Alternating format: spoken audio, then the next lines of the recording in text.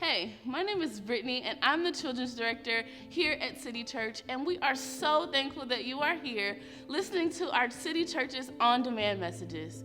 If it is your first time with us, we would ask that you just text NEW to the number on the screen. We would love to send you a free gift. And if you need prayer for anything, you can text NEXT to that same number on the screen, and our team would love to pray for you. This week, we are still in our Trampolines messages, but it's Family Sunday. That means our kids get a chance to see what goes on in our adult gatherings, and our adults get to see a little bit into our kids' world. And this month in Kids, we are talking about friendship, what it means to be a good friend, and how to be there for one another. So we hope that you enjoyed today's message. So I have to be honest with you. I have 3 boys, one who just moved out of City Kids and now is in City Students. We won't talk about that right now because I will cry. But I have 2 boys now that are in City Kids, and they always come home and they're always talking about what they've learned in the So-and-So show, as well as what they've learned in their city groups with their kids and their adults. And I want to just take a moment really quick because I think that we should just say thank you, first of all, for Miss Britt, our City Kids director, and also our City Kids city builders who every Sunday are over there having a good time and just loving and investing in our kids. So let's just say thank you so much to our City Kids city builders who are over there each week, preschool and elementary and the babies, and just letting you know that's the kind of fun and some of the fun later that you can have if you are a City Kids city builder. So if you're interested in hanging out with the kids, I'm going to tell you right now, you're not going to miss out. You're going to want to see Miss Britt afterwards and say, hey, that's where I want to hang out. And I want to see these videos of melons falling downstairs and learning how to be a good friend. That's something that you get to be a part of. So we've spent the last 2 weeks, if you've been in here at City Church, talking about this specific thing right here. Trampoline. So kids, if you haven't been here, I'm going to give you just a little quick idea of where we've been the last couple weeks here on Sunday mornings over here as adults. And so Josh has spent last week and the week before talking really about city groups and the need for those people that are around our trampoline. So the first week, all right, and what I'm going to do right here, I'm going to give the kids a moment, okay, because on your paper that you received, there is a blank piece, and it says, draw Mr. Warren on the trampoline. I have all these fish. Do you see all these fish on my shirt? I expect every fish to be on, no, I'm just kidding. I don't expect every fish to be on the shirt.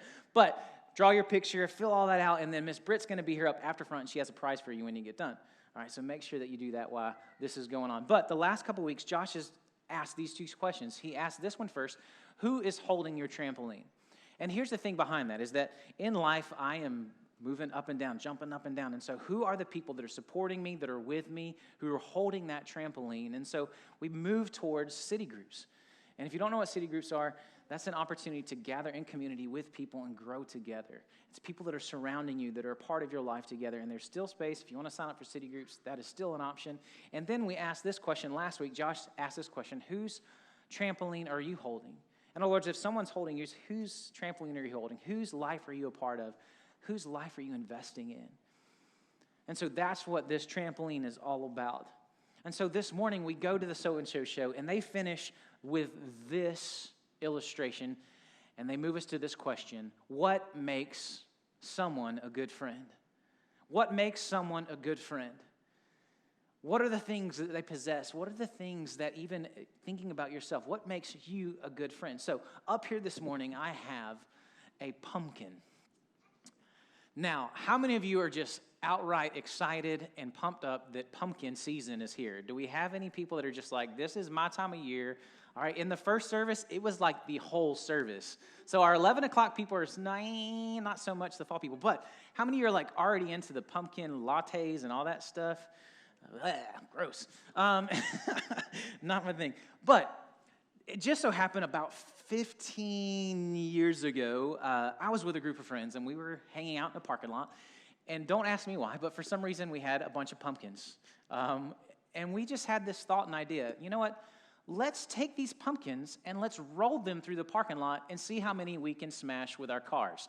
And so that's what we did. We took the pumpkins and we rolled them across the parking lot while someone drove 25 to 60 miles per hour and tried to just demolish the pumpkins. That was what we decided to do as friends.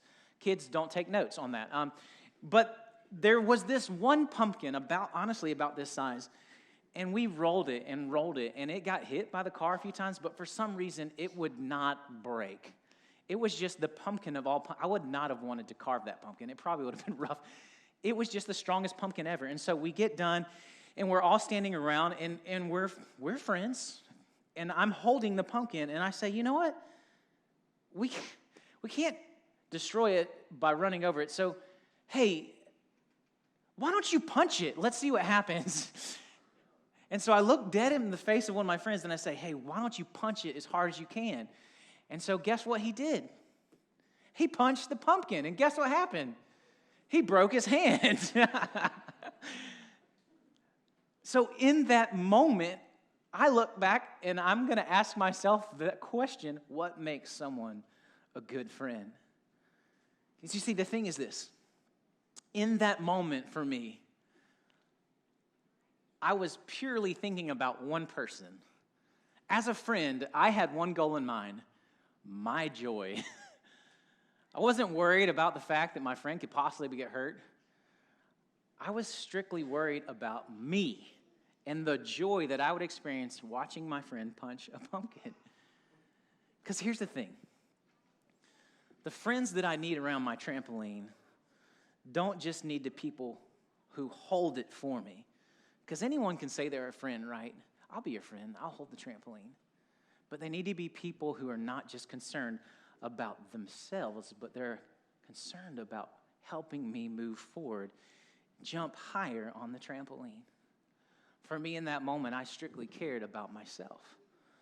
The Apostle Paul, in the book of Romans, in the Bible, in chapter 12, he begins to talk about how we can live out our life. He spends the first part of Romans talking about Jesus, talking about the fact that he gave his life for sin. And so he gives this group of Romans this beautiful picture of Jesus. And he said, okay, now if this is the Jesus that you have, here's how to live that out. Here's how to make this work. And so in Romans chapter 12, he gives us these words that apply to how we treat others and how we love others and how we should be friends. And so in Romans chapter 12 and verse number 9, it says this.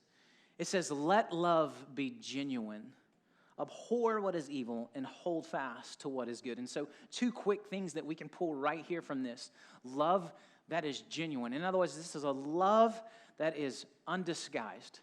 It's a love that is an action love, not just a word love. I'm sure that you could all agree that we would want our friends to be friends who love us genuinely, not just in words, but in action. The second thing we see is that they would be people to hold fast at what is good. And I think that you would say this whether you believe in Jesus or this is your first time at church or you are a follower of Jesus, you would say, yes, I would want a friend that would point me towards good. I have enough things going on in my life that pull me away from good. I need someone who dislikes what is evil and holds fast to what is good.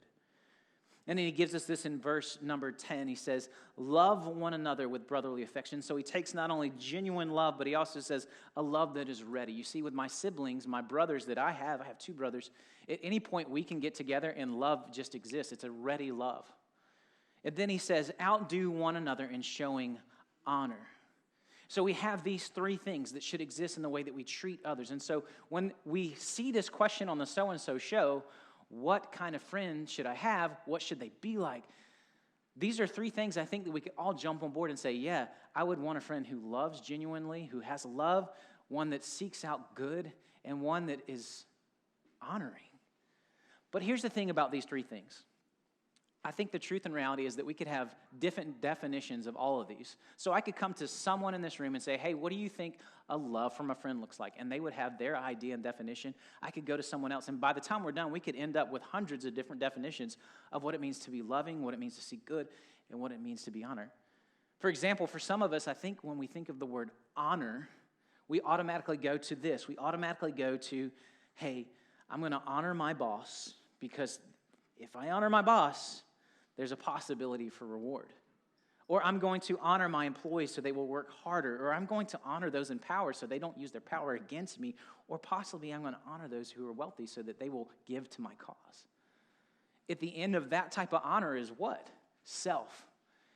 It's what I receive in return. But in the reality, the honor that we see here and the honor that we seek to live out here at City Church is an honor that sees people in this way. At City Church, we believe we honor people because they have been created in God's image, because they have been created by God. That's the honor that we want from a friend, that when I'm standing on a trampoline and I might have different things that I'm, because we live right now in just a society that's aiming to divide us. But my friend that's holding this trampoline, the way they honor him is they see someone who was created by God. And so of all these definitions that we have and we could have that exist, the question that we have to ask is, how are they shaping us? So if I'm choosing friends and those that hold my trampoline, because it's important. There's a quote by John Ron, a motivational speaker, and he said this, and I want you to just let this sink in. He says, "You are the average of the 5 people you spend the most time with." You are the average of the 5 people you spend the most time with. And so that day out in the parking lot, if you would have averaged the group of friends together that we had, we apparently were pumpkin smashing, pumpkin punching group of friends. But if you take those 5 people that you're spending the most time with and you average those, that's where your life is being directed. There was a study done in Harvard by a social psychologist, and they found that the people that you habitually associate with determine about 95% of your success or failure in life. 95% is based on those people you're spending time with. As a kid, and many of you probably would agree, when I was young, I always heard this, whether it was from my parents or where it was from a teacher, and they would always say this: show me your friends and I'll show you your... I heard, yeah, there you go. You can say it loud. Show me your friends and I'll show you my future. Like, that is true. Think about some of those things in your life, adults, as you've moved along the pathway and how much friends have shaped us. And so when we ask this question, what makes someone a good friend? And we see, okay, yes, I can get on board. I know what love is, and I know what good is, and I know what honor is. The tension is we will have so many definitions of this. We will have so many definitions of love, of good and honor. Your definition of those might be different from mine, but when it comes to friendship, where do we find the truest of definitions? Where do we find the place that we say, you know what, I'm on this trampoline, and the definition of friendship and the way that they love and the way that they honor and the way that they seek good, it's based on this. And here's the thing, we find this incredible base for friendship. We find this incredible example, and it's found in Philippians chapter 2 and verse 5. I want to start with verse 5. It says, have this mind among yourselves. So as we think about how we treat others, as we think of friendship, have this mind among yourselves, which is yours in Christ Jesus. And here's the mind that Christ possessed, who though he was in the form of God, did not count equality with God a thing to be grasped. And so Jesus comes to earth and he sets aside this equality he has with God so that he could be this person for us. And in verse 7, but he emptied himself. Have you ever had a friend that just truly emptied themselves? That truly just emptied themselves to help be a part of filling you up? That really stepped in and said, you know what, I'm not only here just holding your trampoline, but I'm emptying myself. We're going to do this. We're going to get through this because of who Jesus is. We're going to move further. We're going to move. And Jesus emptied himself. And it says here in verse number 7, by taking the form of a servant. Right? We just talked about honoring, putting someone, outdoing someone. He says, I'm taking the form of a servant, being born in the likeness of men. And being found in human form, he humbled himself by becoming obedient to the point of death, even death on a cross. You see, what made Jesus a good friend and what made Jesus this example that we can follow in love and in good and in honor is at the end of his story, there was you. At the end of the story, it was emptying himself and living selflessly for you. You see, because in my moment of friendship,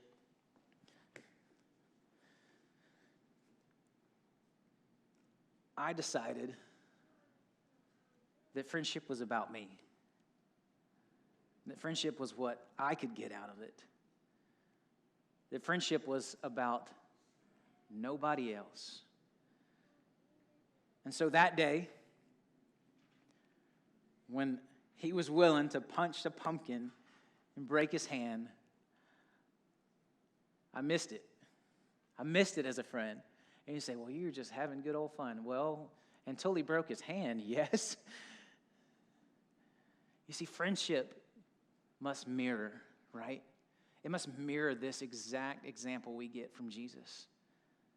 That I'm willing to have myself emptied so that I can hold this trampoline for someone else. Because here's the thing. What makes someone a good friend? They move us towards Jesus. They move us closer to Jesus. They put us in a position where the end game is Jesus. And so I ask you this morning, as we think about those 5 people end up being right, that average of who we become, I ask you this morning, what are you averaging out to? As you stand on the trampoline and you're going through life and there's people that surround your trampoline, what are they moving you towards? Because your friends are moving you towards someone, moving you towards something. I hope and pray that we can be reminded not only of that, but we can be reminded as we get ready to move into communion in a second of who Jesus is. Man, to the person here this morning, you say, Warren, I don't have any kind of friends like that in my life. Welcome. Man, we hope that you feel that today. We'd encourage you not just to start here, but take that next step and go to 10 and 10 and find out how you can be connected. But more importantly, our hope is that you find that connection with Jesus. The hope, the one that seeks out your good, the one that gives love that's unconditional, the one that seeks to see you as someone who is created by his Father, by God. That is the hope till we cling. That's the first and utmost friendship. And then, right, as we move forward in that friendship with Jesus, we surround ourselves with the people who have that same goal, that have that same place of love in the way that Jesus loved, good in the way that Jesus seeks good, and honor in the way that Jesus seeks for us to see, right, to be seen as one that's created by him. This past week, my family, specifically my wife and I, made a trip. And that trip was to Savannah. I was born and raised in Savannah. My wife was born and raised in Savannah. And the trip was specifically to check on a family member who is struggling with Alzheimer's. And honestly, I've never really been through anything like that in my life. Me and my wife neither, where you're making decisions and you're trying to figure out things. And it was through that journey on a trampoline that, honestly, the text messages, the calls, hey, we're praying for you. How are you doing? Is there anything we can do? Those are the things that helped in that moment. Because otherwise, I'll be honest with you, I might have just slipped and fall. Because the friendships that we need around us are the ones just like Jesus. Love, good, and honor. A love that Jesus gave that was emptied for us.